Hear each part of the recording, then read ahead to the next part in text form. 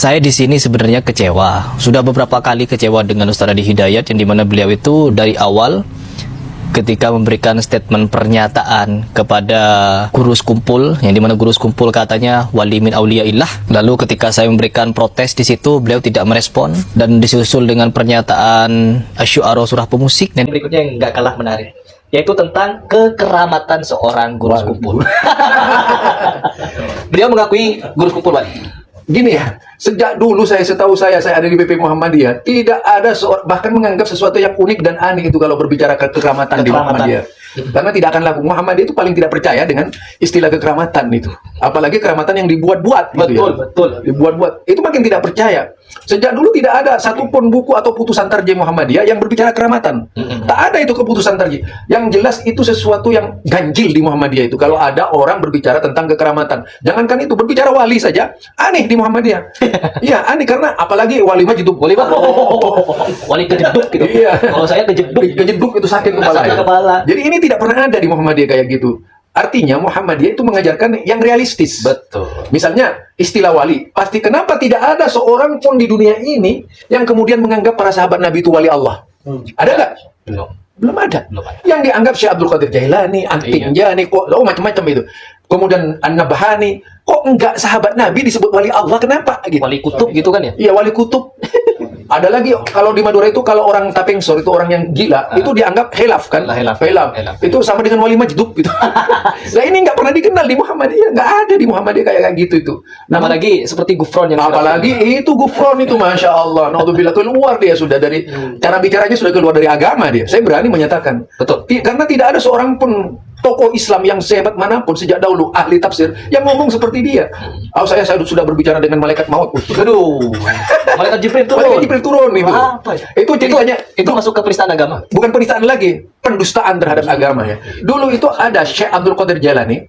Ini kisah palsu, ya kisah palsu. Nah ini cerita supaya kamu tahu. Jadi berkah betul ya di Indonesia itu lama itu ada Madura, ada Sumatera, ada Banjar.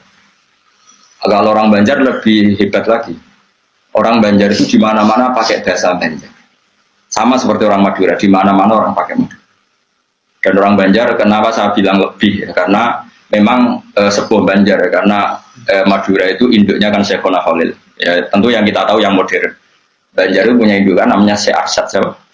Syekh Arsad bin Abdi Somad. Syekhona Khalil itu ngaji sama Syekh Nawawi Banten. Padahal Syekh Nawawi Banten masih ngaji sama Syekh Arsad bin Abdi Somad, teman. Banjar. Itu uniknya orang Banjar itu. Meskipun hidup di mana-mana pakai bahasa Banjar. Termasuk kiainya siapa yang di Kholi besar di Banjar itu? Siapa itu? Di mana? Ustaz Zainil itu. Enggak, kampungnya apa? Ijen. Sekumpul ya. Itu ngajinya di Bangil. Kamu kira ngajinya di mana? Ngajinya di Mbah Zaini itu ngajinya di Bangil. Tapi jangan kira sama orang Jawa, enggak, sama orang Banjar. Ngajinya di Bangil. Dan kiainya ya orang Bangil, tapi beliau orang Banjar. Mucalnya ya pakai bahasa Banjar. Sehingga orang Bangil nggak bisa ngaji sama kiai itu karena ini bahasa apa itu? Jadi sudah hidup di Bangil itu tetap pakai bahasa Banjar. Kalau kita kan Islam Nusantara, jadi kayak, nah ini penting saya utarakan. Karena apa? Semakin lama itu orang, nah terus ini gitu ya. Saya ini kan baca kitab banyak sekali. Itu tadi saya sudah buktikan sholat sudah ada 5 mungkin. Tak teruskan. Ketika Nabi mau kabundut, sudah susah. Itu dibuka jendela. Itu Nabi masih di dalam buka jendela. Ketika melihat orang sholat itu langsung sehat. Ternyata ketika beliau sakit, orang semua di masjid tetap sholat. Masyhur kenangannya Aisyah, kenangan Sayyidah Fatimah, fastana rawaju wasur rawaju. Nabi baru nggak sholat, berdoa semua nangis pot. Ternyata aku sukses jadi Nabi, wah bersolat. Semua nangis pot. Padahal beliau sakit. Sudah usi barok, sudah pakai belenggu, sudah di kepalanya sudah diasbu, sudah dimaksud, sudah di. Akhirnya apa? Nabi minta, "Cung aku gandeng, ben iso sholat." Terus dipapa aku Sayyidina Ali bin Fadl itu saudaranya Abdul bin Abbas, Fadl bin Abbas. Nabi yuhada bina rajulaini, di papa Fadl ke Ali. Terus kemudian ikut sholat. ikut jamaah masyhur, terus akhirnya Abu Bakar mundur, kemudian Nabi ngimami. Lagi-lagi Nabi bunganya itu krono sholat. Jadi semua kenangannya sahabat itu ya sholat. Karena begitu spesialnya sholat. Ini era sahabat ya, orang-orang era ini. Karena begitu spesialnya sholat, ketika Rasulullah wafat, intaqala ila rafiqil a'la. Ini dengerin betul ya, Pak. Paling tidak kita pernah punya pikiran kayak orang waras. Jadi kesuwan kayak berpikir orang waras yang ini tak tobat no. Kemudian ketika Nabi wafat, intaqala ila rafiqil a'la. Apa komentar para sahabat? Siapa khalifahnya Rasulullah? Ya orang yang disuruh Nabi sholat. Kata alasan mereka, jabatan negara itu sepele. Wong sholat sepenting itu saja. Abu Bakar sing kon dadi imam. Saya ulang lagi cara berpikir sahabat. Jabatan presiden, jabatan khalifah itu cemen. Wong urusan dunia wae. Wong urusan sepenting sholat wae sing sowan pangeran dikongkon mimpin Abu Bakar. Apa meneh dari urusan dunia ben Abu Bakar. Itu ukurannya kelayakan jadi pemimpin itu juga sholat gitu Pak. Paham ya? Mulane ana kontestasi imam, paham? Tapi tapi Gus akal-akalan ada zaman modern itu akal-akalan iki cerita. Mulane tak koi iku zaman sahabat terus akiasno.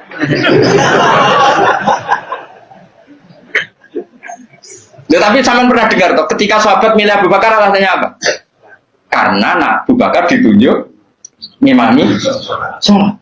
Terus pikiran mereka sholat sepenting itu saja oleh Rasulullah diridakno dipimpin Abu Bakar. Dia sudah khalifah Abu Bakar. Kayak apa urgensinya sholat sampai semuanya rujukan. Terus Nabi juga ngendikan, somben jong penak ning mahsyar iku amaliyane ora pati dihisab. Pertama dihisab itu sholat, terus sholat Allah liyane gampang. Lagi-lagi sholat yang dipuji. Tapi sekarang orang Islam modern itu kayak LSM. Jadi pikirannya itu gimana supaya orang kaum marginal itu tinggi orang supaya ke tengah. Jadi kayak pemain bal, itu rumus-rumusnya juga pemain bal. Orang yang termarginalkan supaya di tengah. Terus orang-orang miskin itu bisa dibasmi. Oleh basmi piye malaikat Mikael ora kepen rezeki ning entekno. Jadi gak pikir sampai wong melarat ora sholat luwih dibela timbang wong makan sholat. Mergo wong makan sholat jenis berjuwis, nak wong ora sholat tapi melarat iku kaum pinggiran. LSM seringane bela kaum pinggiran. Padahal iso wae Allah ngukum wong ora sholat rezekine angel. Sing sering sholat diparingi barokah uripe rezekine jembar. Tapi sebagian wong-wong LSM ya ora kabeh tapi kakean sing ngene iki, paham ya?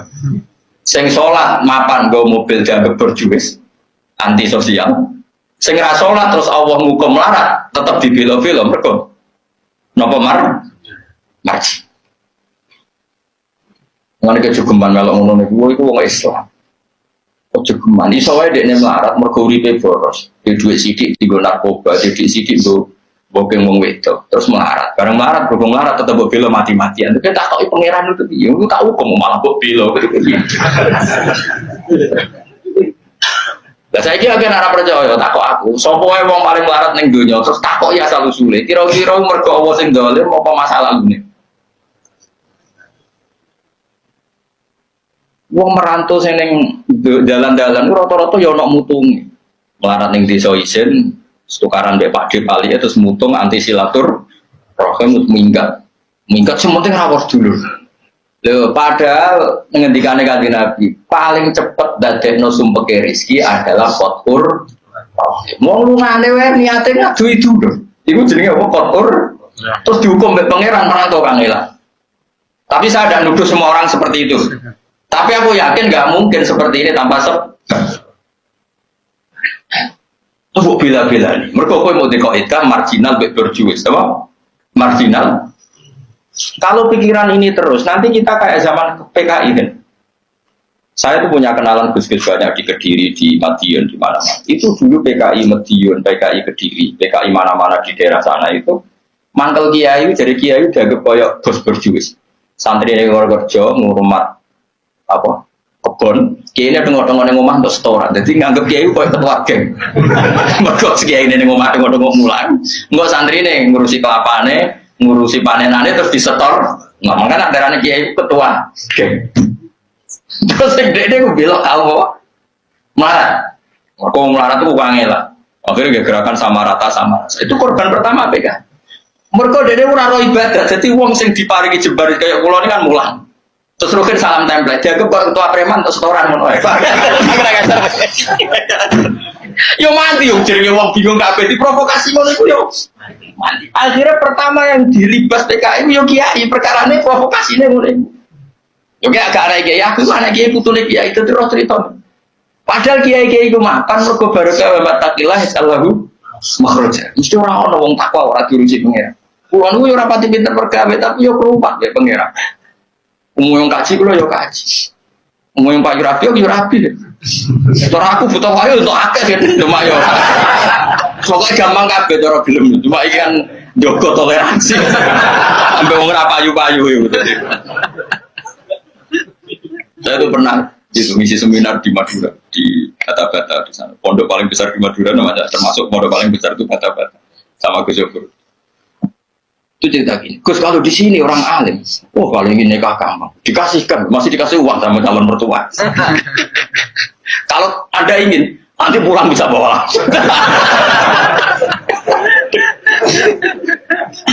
Ini Madura, negara Islam. Yang pemandunya dia bilang, waduh, aku mau ngaku kesuwen dari kiai Jawa Tengah, kesuwen ratau rongon-rongon itu, jadi saya kaget tuh, masa gitu ya? Itu ada benderanya lagi, pengiringnya lagi, tanya apa betul gitu? Ya betul, betul sekali. Wah.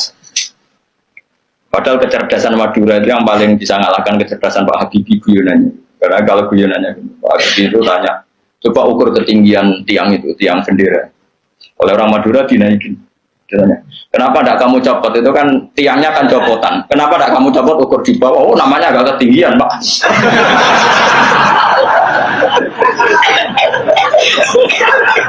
Makanya guyonannya, ya itu guyonan. Habibie itu belum pernah debat kalah kecuali ngadu dorong.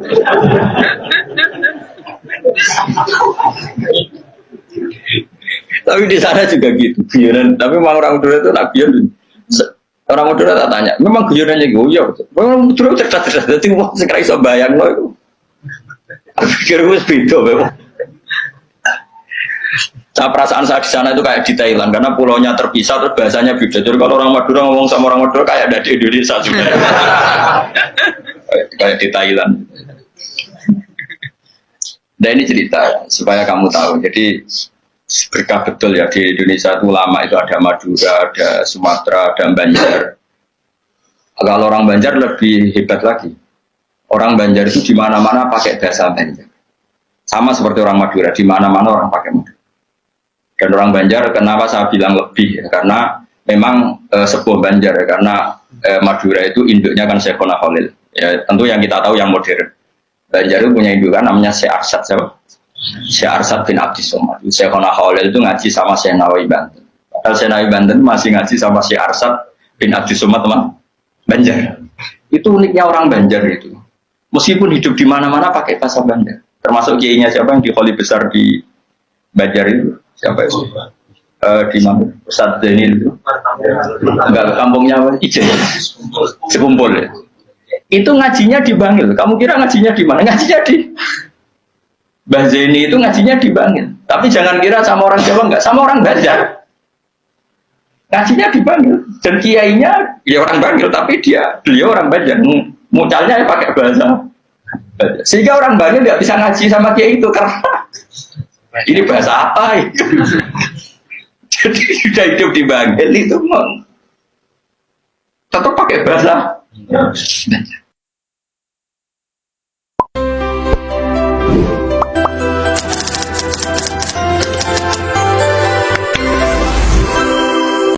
Orang Banjar itu di mana-mana pakai bahasa Banjar. Sama seperti orang Madura, di mana-mana orang pakai Madura. Dan orang Banjar, kenapa saya bilang lebih? Ya, karena memang sebuah Banjar, ya, karena Madura itu induknya kan Syekhona Khalil. Ya, tentu yang kita tahu yang modern. Banjar itu punya indukan namanya Syekh Arsad. Syekh Arsad bin Abdi Somad. Syekhona Khalil itu ngaji sama Syekh Nawawi Banten. Padahal Syekh Nawawi Banten masih ngaji sama Syekh Arsad bin Abdi Somad teman Banjar. Itu uniknya orang Banjar itu. Meskipun hidup di mana-mana pakai bahasa Banjar. Termasuk kiainya siapa yang di Kholi besar di Banjar itu siapa itu? Di mana? Ustadz Zaini itu. Enggak, kampungnya apa? Ijen. Sekumpul ya. Itu ngajinya di Bangil. Kamu kira ngajinya di mana? Ngajinya di Mbah Zaini itu ngajinya di Bangil. Tapi jangan kira sama orang Jawa, enggak, sama orang Banjar. Ngajinya di Bangil. Dan kiainya ya orang Bangil, tapi beliau orang Banjar. Mucalnya pakai bahasa Banjar. Sehingga orang Bangil nggak bisa ngaji sama kiai itu karena ini bahasa apa? Jadi sudah hidup di Bangil itu tetap pakai bahasa. Alamate wali itu mesti direspon alam. Jadi ono kue ngaji, manuk cendet manggung, terus ini rapati wali. Atau manuk kue rasopan, apa? Ngaji gak mudah. Wae maju muni terus itu berarti ya rapati sopan. Mulane Nabi Dawud, gak sampean ngerti ben waras koyo kula, mesti tak waras. Nabi Dawud nak maca tasbih iku gunung mbek manuk melo. Mergo alamate wali itu direspon apa? Alam. Ya terutama Nabi, ini cerita wali ya, apalagi Nabi ya tentu. Jadi misalnya kowe wali tenan mlaku kewan-kewan sing berisik mesti rubah. Kok kepengen alam. Mulane cara wong alim alamah kados sing aran tiba. Nabi disekseni kenabiannya oleh Umar Abu Bakar urung cukup udono wadzabu wal ghazalah yasyadani lakadir risalah. Mulane kula niku pengagum tiba. Termasuk Sohibu Simdid Duror Habib Ali itu minduk napa tiba. Mau tiba nak muji kanjeng Nabi itu nak kira paham ya ora roh. Iku nak muji ma ra'ainal isa hanat bisura illa ilaihi. Dadi ana unta utawa ana sapi cara Jawa kok dipekerjakan gak wajar. Iku ya matur kanjeng Nabi. Kulo niki sapi didamel pangeran ora dienggo gini-gini matur. Mulane alamate wali ku mesti iso ngomong mbek kewan. Maksudnya giling-gilingan, nah, wali itu ditopang alam.